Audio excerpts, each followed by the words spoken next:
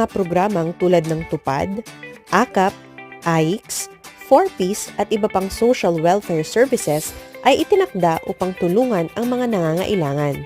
Ayon sa COMELEC Resolution No. 11104, mahigpit na ipinagbabawal ang presensya ng ilang individual sa lugar ng pamamahagi ng mga nabanggit na social services.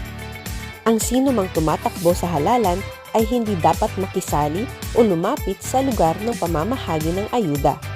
Kasama na dito ang asawa, anak, kapatid at magulang ng kandidato, pati na rin ang mga kamag-anak within the second civil degree of consanguinity or affinity. Kung ikaw ay kilalang campaigner o konektado sa isang kandidato, hindi ka dapat makita sa paligid ng pamamahagi. Bukod sa presensya ng mga kandidato, ipinagbabawal din ang paglalagay ng campaign materials sa lugar kung saan ginaganap ang pamamahagi ng social services. Kahit sa social media, bawal ang live streaming ng mga aktibidad ng pamamahagi ng ayuda kung may kaugnayan ito sa isang kandidato.